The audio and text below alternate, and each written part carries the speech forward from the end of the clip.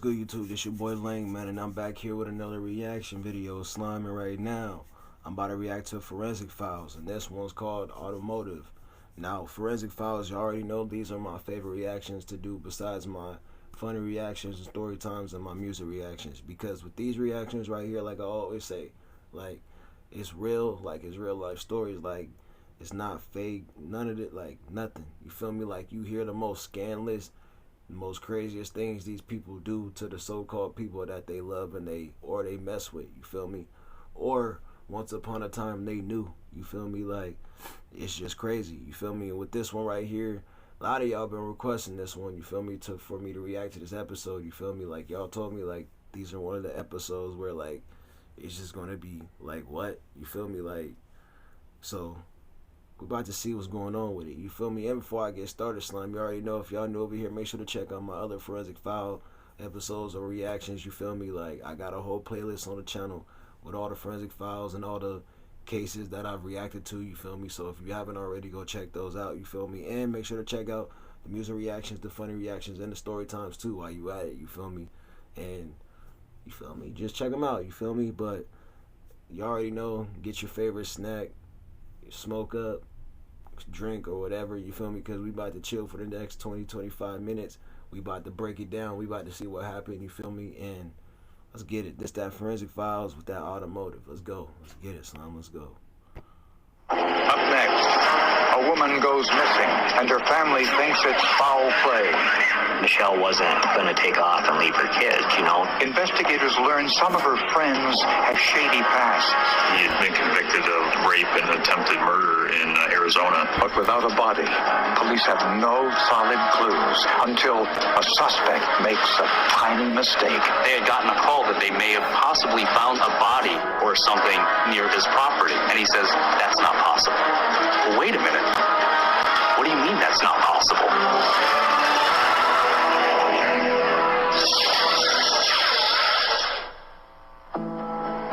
On a cool September morning in the small town of Owego in upstate New York, Cal Harris woke early, as he usually did, to help get his two children ready for school and get to work. Harris owned several large car dealerships in town, but on this morning, he discovered his wife hadn't returned home from her waitressing job the night before. That wasn't entirely surprising. The two were leading separate lives and were planning a divorce. She was only staying at the house for the children, sleeping in the couch in the living room. Cal told police Michelle sometimes went out after work, but staying out all night was unusual. Michelle was home every night, you know, wanted to see the kids before they went to school in the morning, so we were all very alarmed.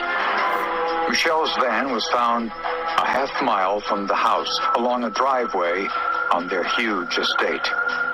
The keys were still in the ignition, but none of this necessarily indicated foul play. He figured she met somebody at the end of the driveway to go drinking, left the van there and left with that person, and just hasn't come back yet. We found no blood, no damage to the vehicle. And police found nothing suspicious inside the home. We could look wherever we wanted, and we checked every room of the house. We didn't notice anything out of line.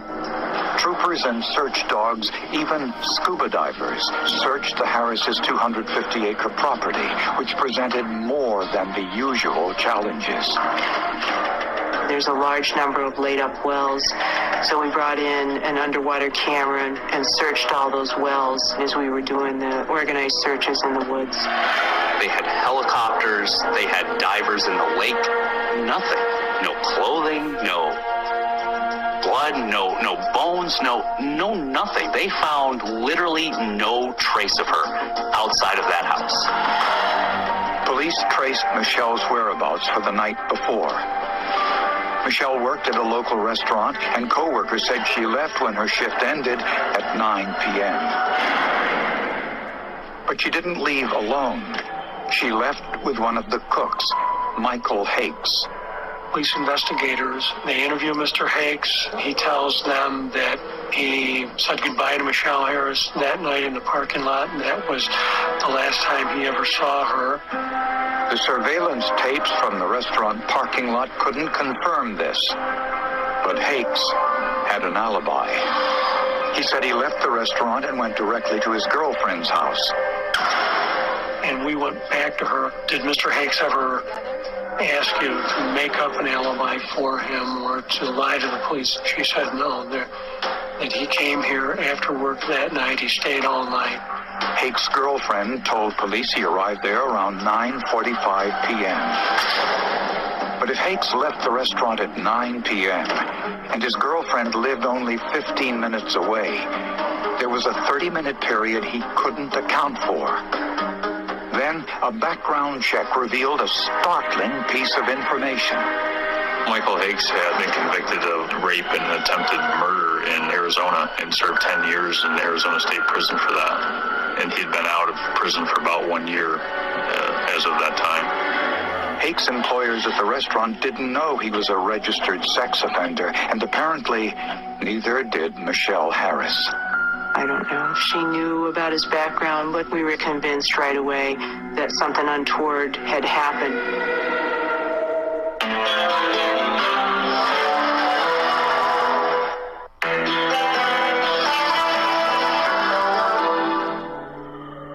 Police in upstate New York were baffled by the disappearance of Michelle Harris. All they knew was that she failed to return home from her waitressing job, and her abandoned car was discovered a half-mile from her home. Michelle left the restaurant with a co-worker, Michael Hakes, a convicted sex offender, although no one knew he had a felony conviction at the time. When analyzing Michelle's van, criminalists found 2 different sets of fingerprints on the driver's side door. That's something of, great significance to a case. The fingerprints did not match Michelle's co-worker, Michael Hakes. So police searched Michelle's cell phone records, and they revealed a man named Brian Early called Michelle on the night she disappeared. He did call her on her cell phone that night, left a message for her, asking her to stop by his place. Brian Early and Michelle Harris had been dating for the past year. He had recently moved from Philadelphia to upstate New York so he could be closer to Michelle. She certainly saw a great deal of him, and they had both had very strong feelings, and they were taking concrete steps to move forward. When police questioned Brian, he admitted seeing Michelle the night she disappeared, but said she left his apartment around 11 p.m. He says he walks her out to the car, kisses her goodnight, and she leaves in her van, and that's the last time he ever saw her. And that, as far as anyone knows, is the last time she was seen alive. Fingerprint technicians identified Brian Early's prints as the ones on Michelle's car door. But Brian Early said this was consistent with his story, that he leaned in through the window to kiss Michelle goodnight, and he insisted this took place in his apartment's parking lot. Although Brian was the last known person to see Michelle alive, police also had to consider the possibility Michelle's estranged husband was somehow involved. Michelle and Cal were going through a divorce, one that would be very costly to him. Cal Harris owned 6 car dealerships. The car dealerships were very successful. Cal made a settlement offer of $750,000, which was rejected. And shortly before Michelle's disappearance, the divorce court ordered an independent valuation of Cal's business. The valuation alone would cost him $30,000. I think when he had gotten the certified letter of the $30,000 for the CPA, he was furious. I've yet to hear of anyone getting divorced, male or female, that likes to give up a dime to the spouse that's leaving. That's never a happy prospect, no matter. And I ain't gonna lie, that's why I like, bro, when it comes to marriage, bro, I'm sorry, but like, if I ever get married in life, the females, bro, it's gonna have this prenups is getting signed because I refuse to give up half of what I've worked hard for and what I own to a female. It's not gonna happen. And I feel like a female should be the same way. Like, why would she want to give up half of what she worked hard for before? Like, you feel me? Like, no, you feel me? Like, to me, I'm sorry, but when it comes, if I ever get married, like, you feel me? The girl gonna have to know, like, if we ever get divorced, she don't get Nathan. You feel me? That's just me. Cause you do that, I feel like you can avoid stuff like this, or like situations that, feel me, as you, when you get divorced, you gotta pay like all this crazy money to the girl. Like, no, you feel me? That's just me though. And shortly before Michelle's disappearance, the divorce court ordered an independent valuation of Cal's business. The valuation alone would cost him $30,000. I think when he had gotten the certified letter of the $30,000 for the CPA, he was furious. I've yet to hear of anyone getting divorced, male or female, that likes to give up a dime to the spouse that's leaving. That's never a happy prospect, no matter what your station in life. Cal Harris also had a history. To his neighbors, it was hardly a secret. We saw the side of him in his past relationships where there was incidents of domestic violence and controlling behavior. So police asked Cal Harris, Michelle's boyfriend, Brian Early, and the cook at the restaurant, Michael Hakes, to take polygraph examinations. One of them refused.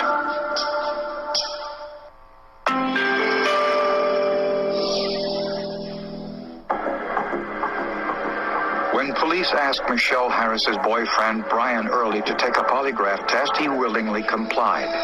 He passed the exam anytime we needed him for DNA, fingerprints, additional questions, no problem. The cook at the restaurant, Michael Hakes, a convicted sex offender, also took a polygraph examination. He, too, passed.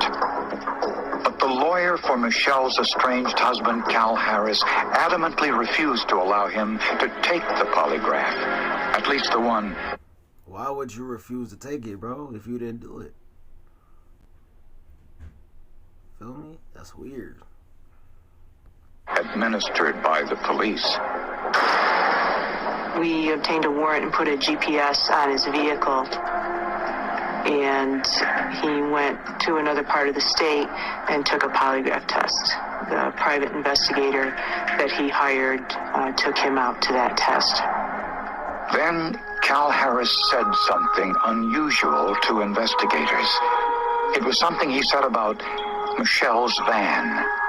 He says, well, I've got to get it back to the dealer. I want to get it detailed and cleaned and put back on the lot. In other words, Cal planned to sell Michelle's van as soon as possible. It's just, wait a minute. Really? It just didn't sit right. Bro, you scandalous for that, bro. How you going, bro, you scandalous, bro. Some of Michelle's friends told police that Cal had threatened Michelle in his anger over the upcoming divorce. Cal said, if I wanted to kill you, I don't need a gun to kill you. And if I do kill you, they'll never find you. She was quite vocal in her abject terror of Calvin and what he would ultimately do to prevent their divorce. Michelle told her family that the only reason she stayed in the house was that she'd lose custody of her children if she moved out. Then they had got her for abandonment. The divorce judge, or the one that handled that, said that she had to stay there. Michelle and Cal first met when Michelle got a job at one of Cal's car dealerships. They had been married for 11 years, and there were problems from the start. He had cheated on her many times. amazingly, they all looked similar to Michelle. All petite blondes. Very nice women, all of them. And then he'd say, well, let's go to a marriage counselor. And so then she would show up at the marriage counselor, and he wouldn't show up. Friends said Cal's need to control the relationship was all-consuming, and divorce didn't fit into that scheme. On September 11th, many areas of Cal's life were out of his control. His wife was out of his control. The children were out of his control. And for a person of his temperament, we have to imagine that was pretty unbearable. And on September 12th, all those areas are back under his control. Investigators had done a cursory search of the house the day Michelle went missing. Now, 3 days later, they sent in forensic examiners. Again, nothing seemed amiss until they stepped into the kitchen and saw what appeared to be tiny drops of blood on the walls. The apparent blood stains that I saw were roughly a millimeter in size, and then there was on the one door molding, there was like an upside down U-shaped pattern that had a void in the center. These U-shaped patterns are formed when water is mixed with blood, causing the edge of the stain to dry faster. That was indicative of a potential cleanup. The size of the blood stains that hadn't been cleaned was even more telling. This was medium velocity blood spatter, which results from an object striking a body more than once with extreme force. With a beating or kicking a type of death, you're going to see the medium velocity blood stain or impact spatter. When investigators turned over a throw rug in the hallway next to the kitchen, they found even more blood. Steve Anderson counted something like 78 or 80 different blood stains, and again, many of them were a millimeter or less in size. It would be consistent with some sort of assaultive event having occurred in the kitchen area. No weapon was discovered, but investigators found more evidence of a cleanup in the garage. You had indications of a directional force having wiped the floor because you have blood pushed underneath one edge of the paint chips and not the others. DNA testing showed it was Michelle's blood. And we confirmed that with the use of a toothbrush to get Michelle Harris's known DNA profile. This is starting to paint a picture of what could have happened to her. Except an important piece of that picture was missing: the body of Michelle Harris. And without a body, taking this to trial would be a difficult decision. Juries are so unpredictable, you don't know what they're going to do. I guess human nature says, without a body, how do we know a crime was committed? How can you prove that beyond a reasonable doubt?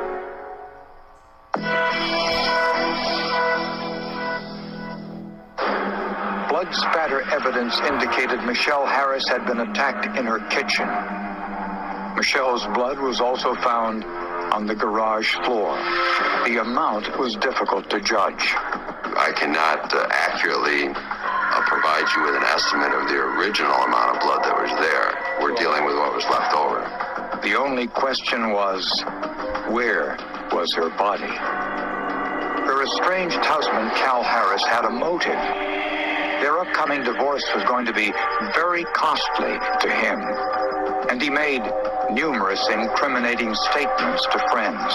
He was at a family picnic after she had disappeared. They had gotten a call that they may have possibly found a body or something near his property. And he says, that's not possible. Well, wait a minute. What do you mean that's not possible? As the search for Michelle's body continued, Cal went on with his life. Within days, he sold Michelle's clothes and kept seeing his girlfriend. He asked that girlfriend to come to his house on the night of Michelle's birthday at the end of September, and she was afraid that Michelle was going to come home, and he said, don't worry, she's not coming home. Investigators found no blood on or in any of the family's vehicles. Coincidentally, Cal had his truck washed at his car dealership the day Michelle went missing. But if Cal did it, how did he get Michelle's body out of the house? He could have put her in a garbage bag or wrapped her in a blanket. Again, we don't know. Although prosecutors arrested Cal Harris and charged him with Michelle's murder, they waited several years before bringing the case to trial. They feared the defense would argue that Michelle was still alive. We wanted to take away that argument from the defense that, for all we know, she's not even dead. It was difficult for Michelle's family to deal with Cal while he was out on bail awaiting trial. We'd get the grandkids for birthday parties and stuff, and he could never look you straight in the face, would never make eye contact with you or anything like that. It almost tells you he's involved with it somehow. He hired fabulous attorneys, very competent attorneys. My only thought was I hope they've got enough evidence, because there definitely will be the best law firm defending him. Despite a lack of evidence, one fact was inescapable. Cal was the one person that had something to gain from Michelle not being here. Even without a body, prosecutors were convinced Michelle's spattered blood could prove she'd been killed. Even if it's not the strongest case in the world, it deserves to be tried, and we owe it to her, we owe it to her family. Prosecutors believe Cal was in the kitchen when he heard Michelle's van coming into the garage. And he may have been angry after learning the divorce court ordered an independent valuation of his business that would cost him $30,000. When Michelle walked inside, Cal attacked, hitting her at least twice with a blunt object, producing the blood spatter found on the kitchen floor. And real talk, bro, you was bro. You feel me? Like, bro, even though, like, I understand the divorce, but, bro, you didn't have to kill her because you was afraid to face the music. You feel me? Like, bro, you should never kill, like, over this. Like, this is stupid. You feel me? This woman did not deserve.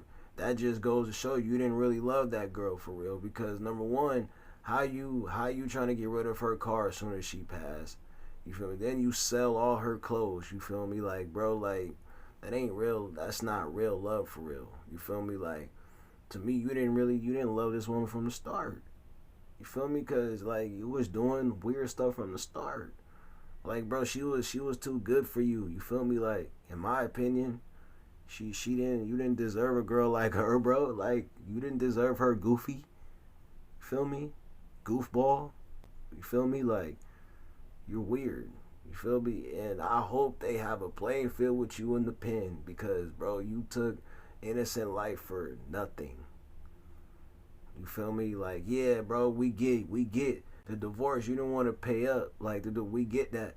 You feel me? We get it. But, bro, that's still not a reason to do what you did to her. Feel me? Like, I'll never agree with killing. Ever. Never. Feel me? Blood spatter on the molding shows he hit her at least once more as she was on the ground. The evidence shows he carried Michelle into the garage where she bled onto the concrete floor. Prosecutors believe he placed her body into a plastic bag and then put her in the back of his truck and buried her somewhere on their huge property.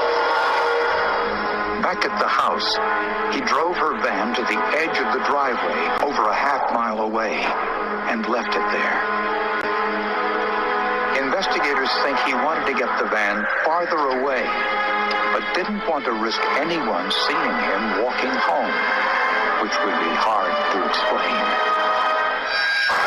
Once he got back in the kitchen, he tried to clean the blood, but there was simply too much. The blood pointed to where the crime scene was. The crime scene was in the control of Cal Harris. For somebody who wanted everything in order, he was the one who cleaned up that blood.